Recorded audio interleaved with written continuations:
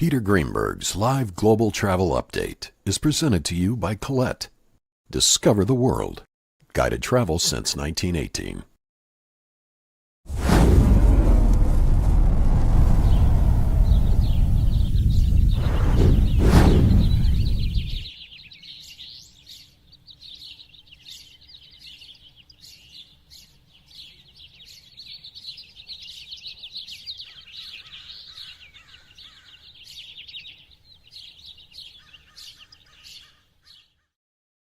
And those bird sounds are real. Hi, everybody.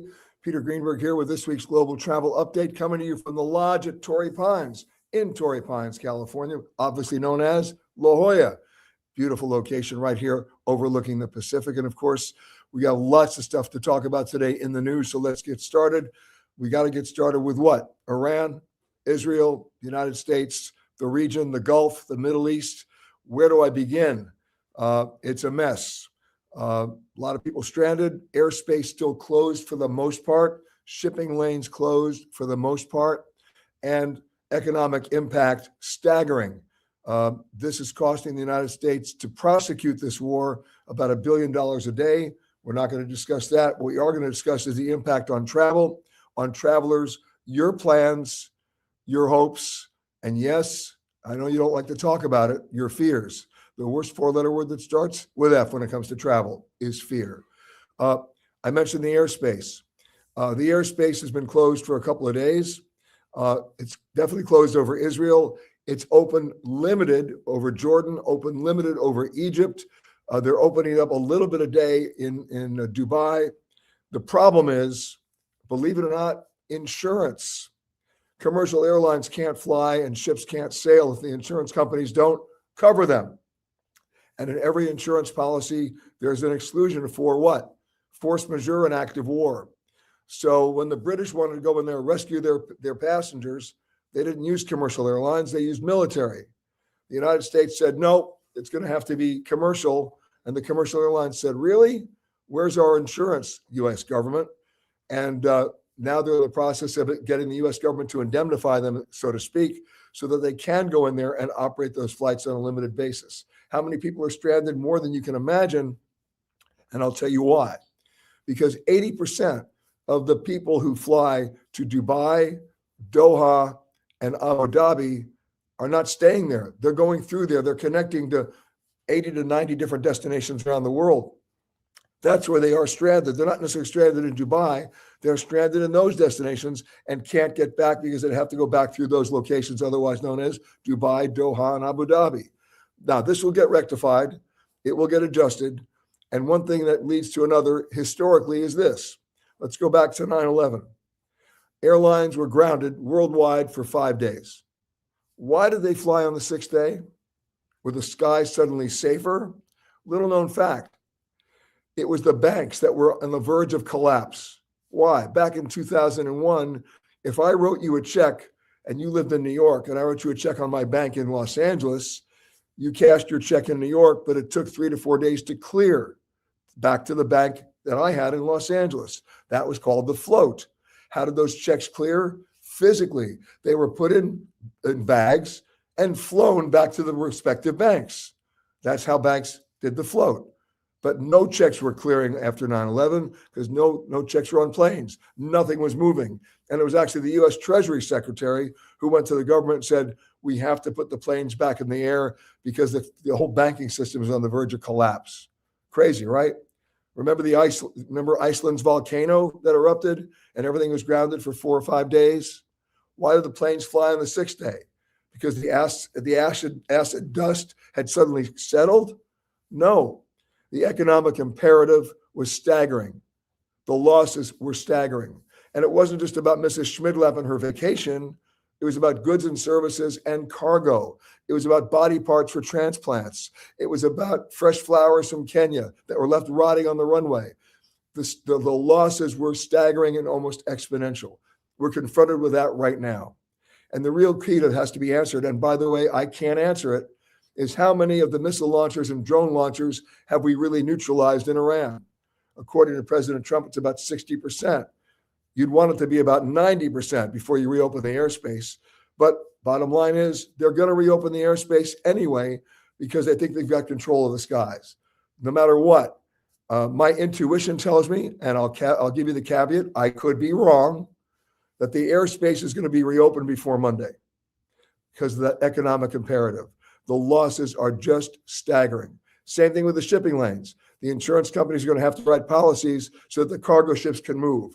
My friends who are in Dubai tell me there's no food on the shelves in the grocery stores. Why? Nothing's getting in, nothing's going out. This has to be rectified. We'll obviously be monitoring this in the days and hours ahead.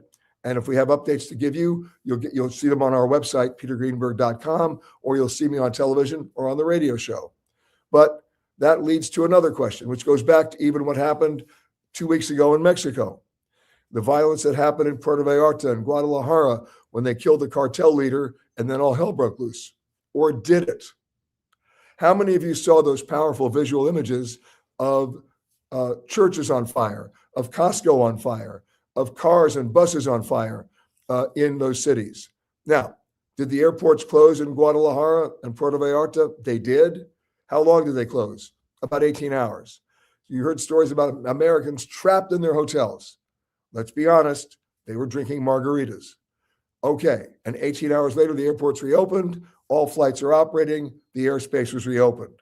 But what about those powerful video images you saw of Costco burning down and churches on fire? Guess what? Welcome to the brave new world of AI. That was all AI-generated crap.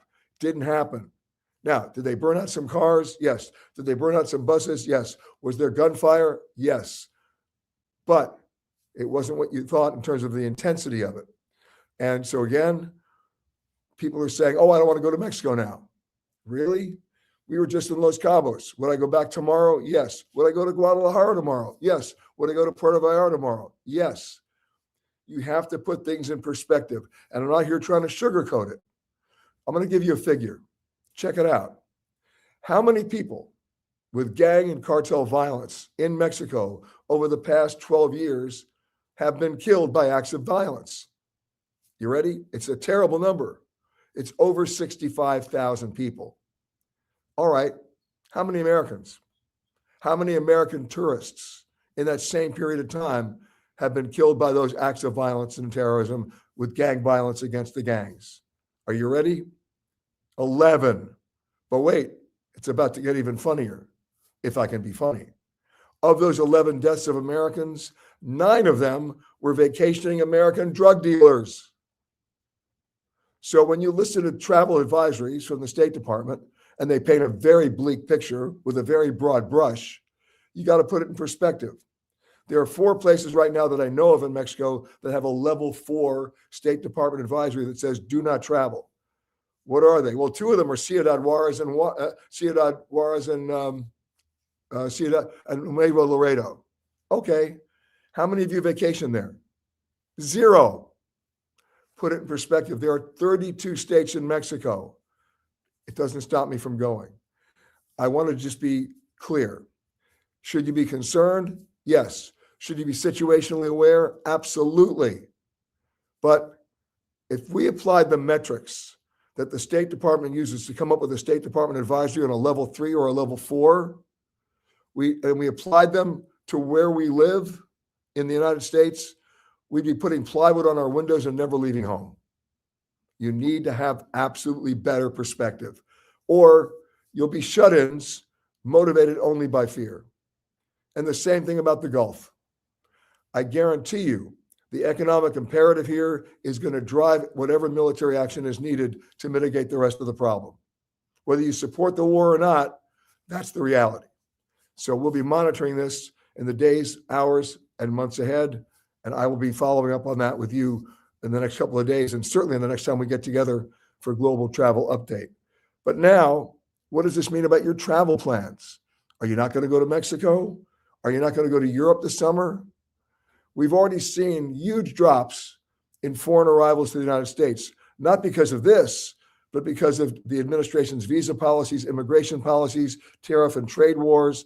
And those numbers aren't going to come back right away because people make their plans between 3 and 6 months ahead. So The numbers have dropped 44% from Canada, 36% from Germany, 34% from Denmark, 32% from Sweden. How about this? Even 15% from South Korea and 18% from the United Kingdom. Those numbers aren't coming back. That's revenue that's lost. That can never be recovered by American businesses. So where are Americans going to go this summer? Because it's happening at the very moment that airlines like United, Delta, and American are announcing all these new and amazing routes overseas more than ever before. Even Southwest Airlines just announced 31 new routes. So who's going to fly them? Well, if you're a smart traveler, the answer would be you. Why? If there are fewer people coming to the United States, that means a lot of empty seats coming here. That means there are a lot of empty seats going there. What better time to embrace a buyer's market as long as you can understand the concept of real safety and security? With very few exceptions, why wouldn't you go? Now, if you still don't want to go, then get ready for a very crowded summer in the United States with the 250th anniversary of our country, the 100th anniversary of Route 66, the World Cup. You're going to see hotels filling up in this country with no discounts. You're going to see highways crowded. You're going to see attractions crowded, and you're not going to see many discounts. So you heard it here first. Act accordingly. All right. Now, DHS, we all know what's going on with that. The fact that Kristi Noem is no longer with us, at least in terms of that office, doesn't mean that they've reopened global entry. It doesn't mean there may be long lines at TSA because we're still dealing with a partial government shutdown directly aimed at whether or not DHS gets funded or not. So the fact that she's departed, and again, I'm not being political here, I'm being practical, means they may open the door now to resume the talks to try to figure out how to now fund DHS and get that part of the government open. But for the moment, there's still stupidity here. The TSA now is working without a paycheck for the second week in a row. They're still working. We haven't seen a lot of people calling in sick yet, but get ready, they will, like the air traffic controllers did during the last government shutdown. And closing off global entry was stupid and unnecessary. Let's get back to what it was. When the DHS announced about 2 weeks ago that they were going to suspend TSA PreCheck and close global entry, they cited staffing concerns. Guys, that's garbage. There were no staffing concerns. For those of you who are members of Global Entry, and you know it's the best government program they ever invented because it works, when you come back from an overseas trip, you go to a kiosk, it reads your face in about 8 seconds. It says, proceed to agent. There's one agent there who goes, are you Peter? Yes, welcome home. Staffing issues? It's one agent. You stop global entry, now you have staffing issues because now they have to man more booths for the long line they just created. It makes no sense. I got a lot of emails from some people who think I'm being political here. I'm not. From a practical point of view, my own friends who work at Customs and Border Protection are telling me they think it's ludicrous, and they work there. So let's hope that people come to their senses.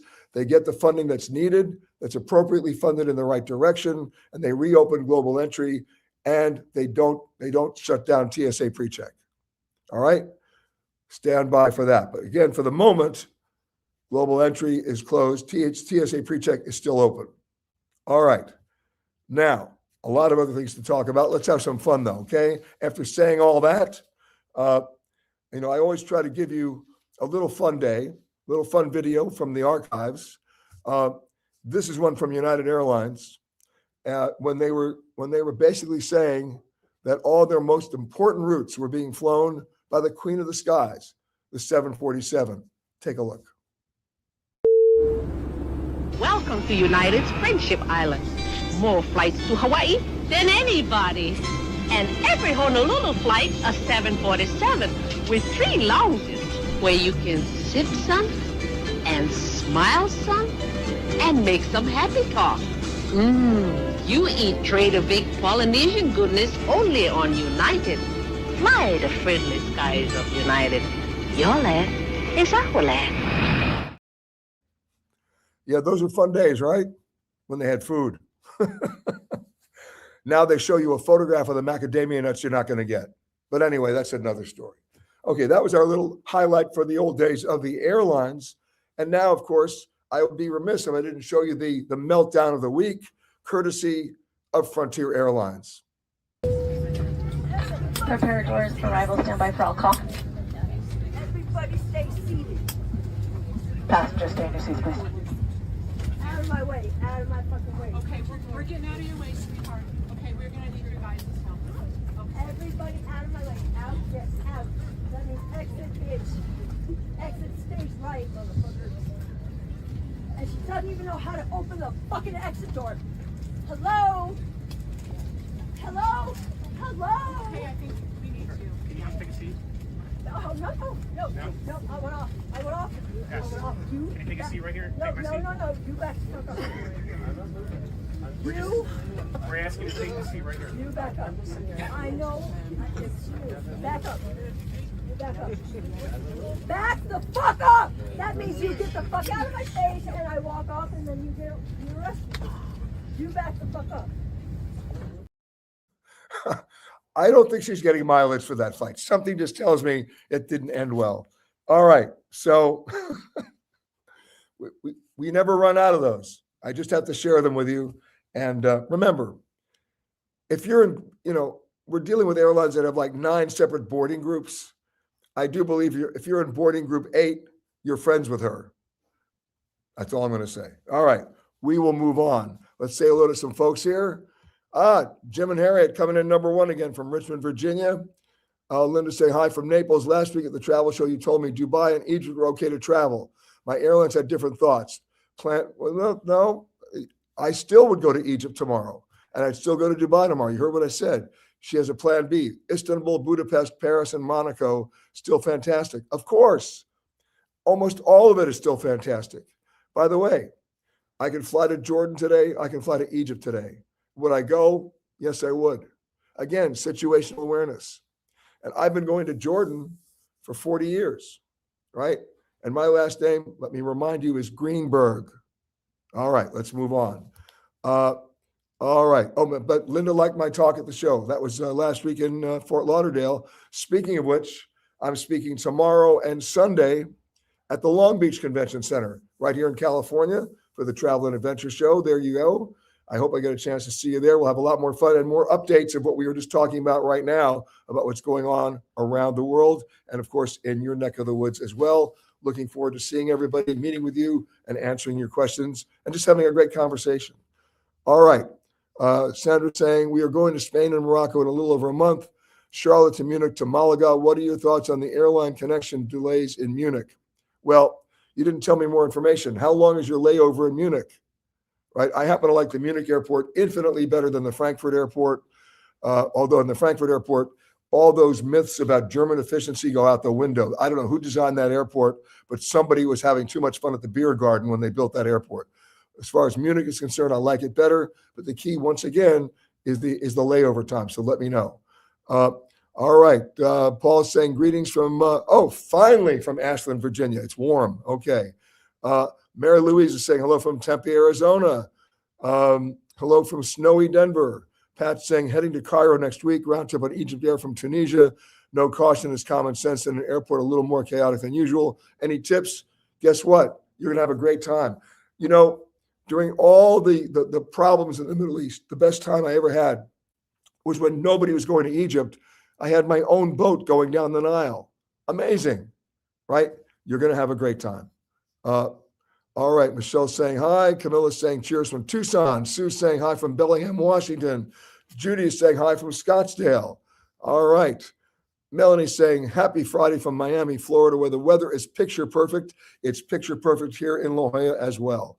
All right. Sandy's saying we are traveling to Spain and Morocco in 45 days, departing. Oh, here it is from Charlotte, Munich. Do you think we'll have issues with the airspaces, Munich? No, you're not going to have problems with the airspace. Everything will be fine. They didn't close any airspace in Munich. I'm telling you, you're going to be fine. All right. Tammy's saying, wonder when we can visit St. Petersburg, Russia on my bucket list. Not right away. That has nothing to do with airspace. It has nothing to do with what's going on in the Gulf. I've gone to St. Petersburg many times. It's one of the more fascinating cities in the world. So many islands, so many things to see. However, right now, you couldn't pay me to go to Russia right now because I'd be a target. right? Next thing you know, I'd be arrested and they'd do a prisoner swap 8 years later. Right now, they got to figure what's going on in Ukraine and fix that before I'm ever going to go to Russia. And I would say the same advice to you. Tammy's in San Diego, not far from where we are at the lodge at Torrey Pines right here in La Jolla. Priya's saying, watching from foggy Chicago. All right. And Geraldine is saying, good morning. Michelle is saying, I did not know about the bank's impact on the redemption of flight 9/11. Now you do. Okay.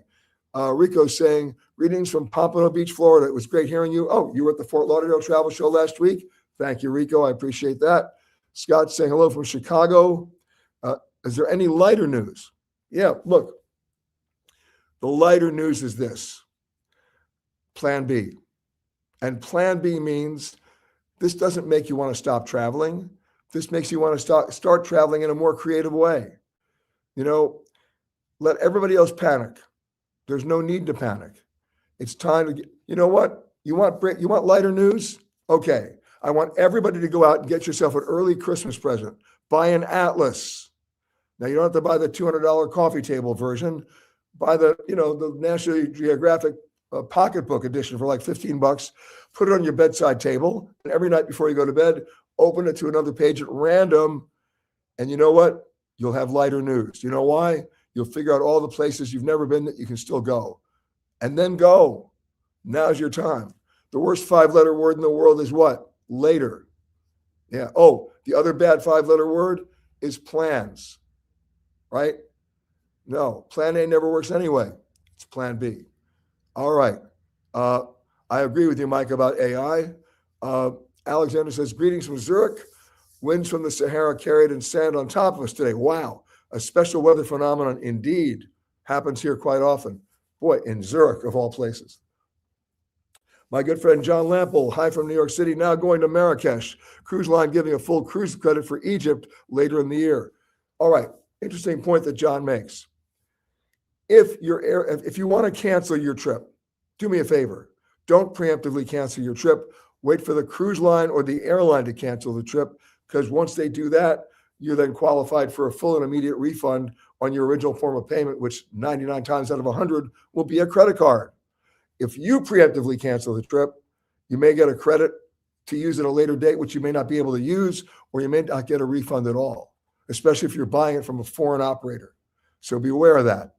It's a game of chicken. You don't have to blink first. Okay? Trust me on this. You'll thank me. Adrian says, good morning. A very windy Huntington Beach, California. Yeah, it's been windy up and down the California coast. And there you are in Surf City. Nice to see you. Gina's saying hi from, in San Diego. I love Global Entry. Me too. Okay. Alyssa Ainsworth. Hi, Peter. Hello, Alyssa. Sandy's saying layovers 1 hour, 20 minutes in Munich. That's a little tough. You want to give yourself at least 2.5 hours. But you'll be traveling eastbound, which means you have a reasonably good time of getting there about 20 minutes early. And Munich's a pretty efficient airport. I'm not going to tell you to be totally assured of a connection, but in this situation, if you can't get that 2.5 hour minimum time, you can roll the dice. But remember, as a matter of practice, anytime you're connecting, give yourself at least 2.5 hours. And I'll give you something else. For those people who are traveling and transiting through London's Heathrow, do you know what the minimum connect time is for you? It's 3 hours. Here's what they don't tell you. What's the minimum connect time for your bags? It's 4 hours. How ludicrous is that? So give yourself 4 hours or your bags may not show up for a week. All right. Sue's saying planning Portugal in September. Recommendations? Yeah, September's the magic month, even in the Atlantic. Do yourself a favor. Don't just go to Lisbon and Porto. Give yourself enough time to go to the Azores. The westernmost islands in Europe, they're phenomenal. And if you go to Amazon, you'll see the special we did on the Azores as part of our Travel Detective series. Amazing food, amazing experience, and go to a bullfight in the Azores. You know why? Bull doesn't die. It's pretty funny and wonderful to see.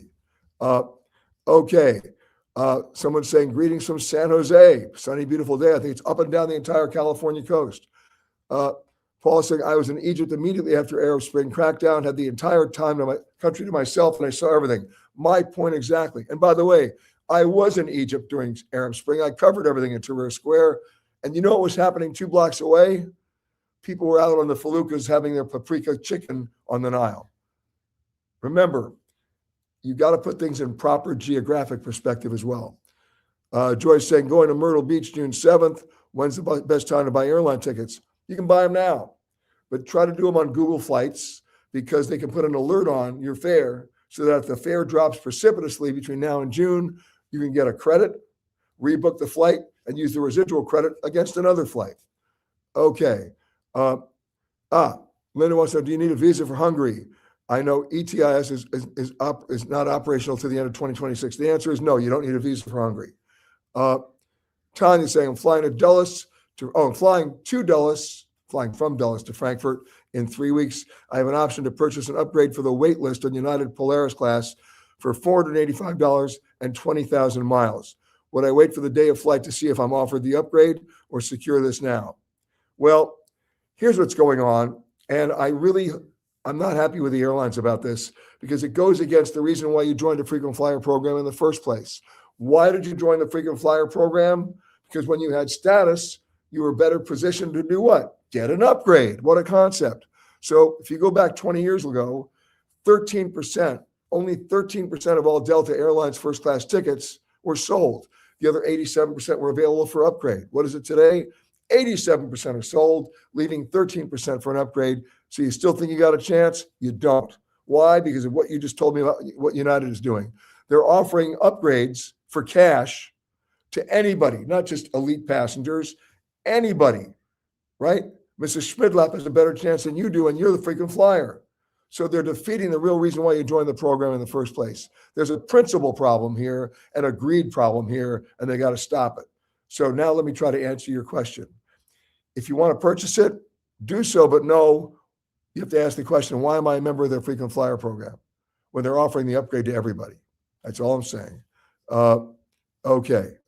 Scott's saying, as a frequent traveler, I'm wondering what's your take on the new UA headphone rule? Okay. United Airlines just announced this week they're making it part of their contract of carriage that if you want to watch your favorite videos on your personal device, you have to wear headphones. What a concept, right? And if you don't, they can throw you off the plane. Well, I'm amazed they just finally put that in the contract of carriage. Of course, you should be thrown off the plane if you're blaring your noise from your machine. But here's the thing. What most people don't realize, because we use now electronic ticketing, nobody ever reads the contract of carriage, all the reasons why they can throw you off a plane, right? Offensive bodily odor. By the way, who determines that? 2, offensive dress. Who determines that? And by the way, offensive dress can mean anything from butt cracks to offensive language on your shirt. But who determines what's offensive language, right? So when you get up in the morning getting ready to fly, just look in the mirror and say, I might think it's funny, but will it get me thrown off the plane, right? And don't forget your headphones. All right. Charlie, as always, hello from Baton Rouge. All right. Vivian saying, greetings from Pennsylvania. I'm celebrating my 69th birthday today. All right. All right, Vivian. Rose is saying, do you think they will start with fuel surplus charges soon on flights? You better believe it. This morning, the CEO of United Airlines, Scott Kirby, announced their first quarter results are going to be impacted by the increase in fuel charges resulting from what's going on in the Middle East and the Gulf and Iran. So if United's going to start doing that, that means airfares are either going up or they're going to do fuel surcharges. Everybody else is going to do it too. Just be prepared for that. When the supply chain gets disrupted like this, guess what? Fuel prices mean extra airfares. All right. Tanya's saying, thank you, Tanya, for those nice words. My old pen, Steve Sturm. Oh, my goodness. He says, see you tomorrow at the travel show. It'll be great to connect with you, Stephen. I appreciate that. And now, of course, for another humorous moment, WestJet, you may know, is an airline in Canada. This is a comedy routine about those famous at-the-gate baggage sizers. Watch. And enjoy your flight. Next, please.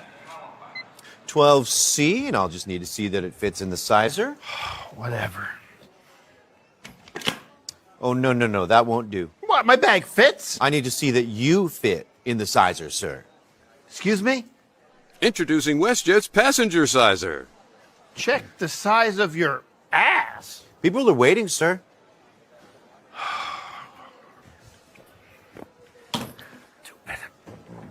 This is crazy. It's too tight. I'm going to continue with boarding. Next. 12CA. Enjoy your flight. 12CA? Where's that? On his lap. What? A frig write-off! I need to verify your ass width prior to boarding. Sorry, buddy. It's my sister's wedding. No. No, my hip! WestJet, flying high while we sink to new lows. And coming soon, WestJet's stackable fares. Okay, I had to do it. All right. Oh my goodness. Now I want to share with you some sad news. We did a show a number of years ago in Alabama about hidden Alabama. And part of that hidden history was telling it from the person and the people who lived it. Of course, we're talking about Bloody Sunday and the walk from Selma to Montgomery across the Edmund P. Pettus Bridge. I was lucky enough to meet some of the survivors who lived that history and still lived long enough to tell it. And one of those women was an amazing woman named Joanne Bland. Run the clip.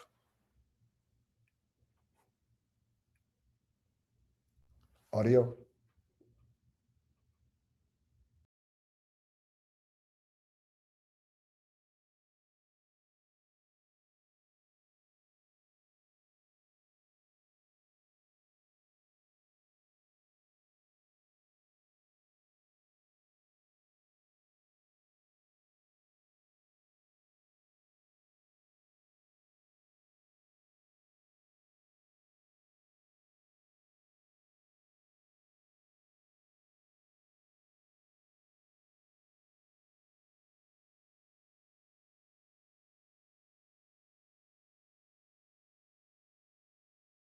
Anthony, back to me.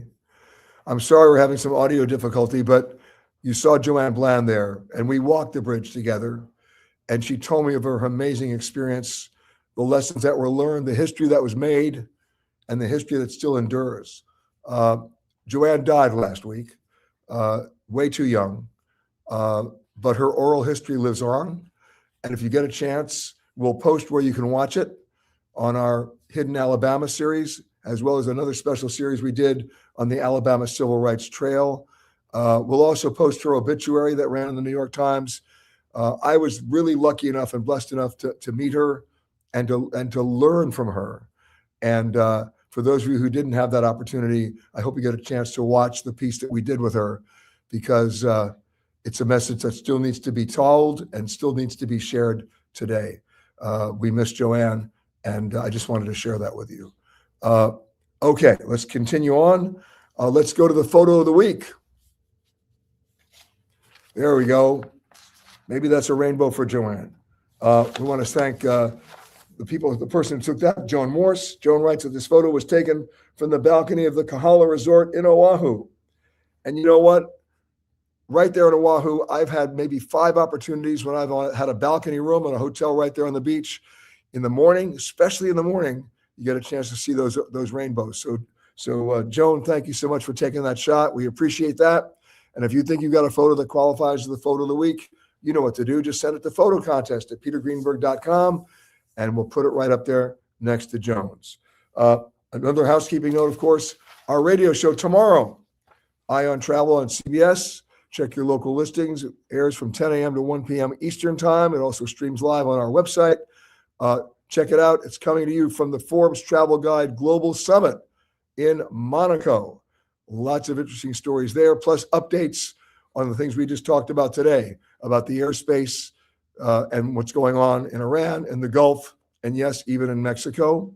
And of course, I'll see you in Long Beach tomorrow at the Long Beach Convention Center, both tomorrow and Sunday at the Travel and Adventure Show. I hope you'll join me there. In the meantime, I want to thank Anthony for doing the boards right here at the Lodge at Torrey Pines, an amazing resort here in La Jolla, California. And of course, have a great rest of the week. And remember, the worst 5-letter word when it comes to travel is plans, only basically exceeded by the words later. You know what to do. Common sense, situational awareness, and be travelers. You'll be very happy you are. And by the way, you get to come back with bragging rights with everybody still stuck at home in the basement, afraid to leave their house.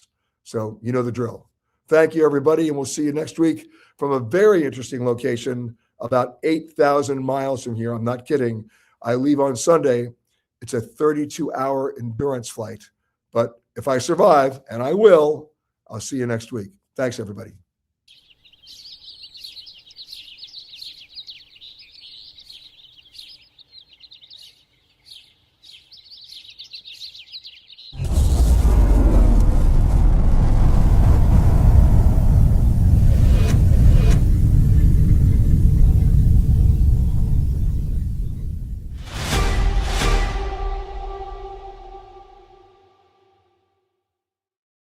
In 1965, the struggle for civil rights was coming to a head. The 15th Amendment had already guaranteed the black population the right to vote, but tactics like literary tests and poll taxes kept them disenfranchised, and Jim Crow laws kept them segregated.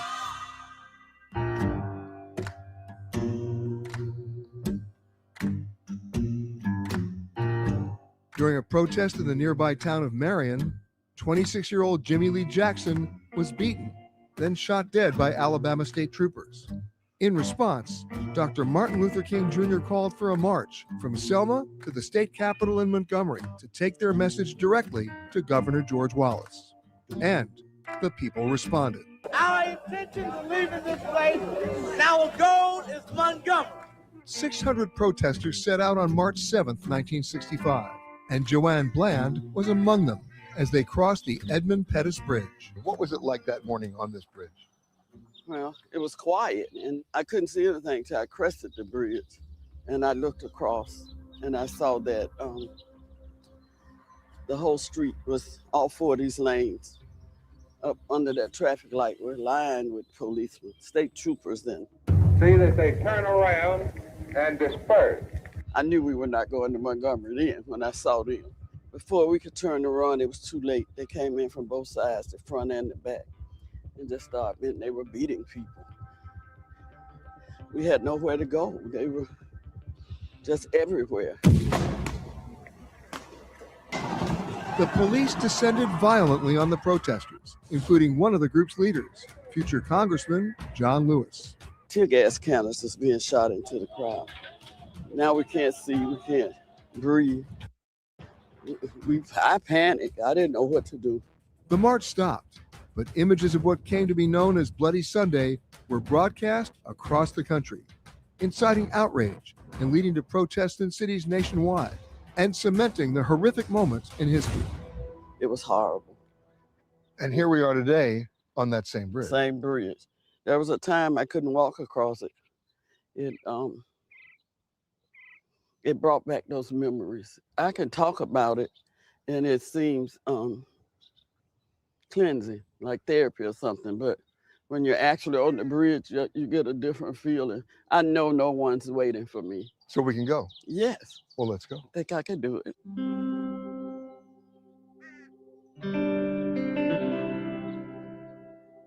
Joanne would eventually march across the bridge again in 2015 on the 60th anniversary of Bloody Sunday, arm in arm with President Obama.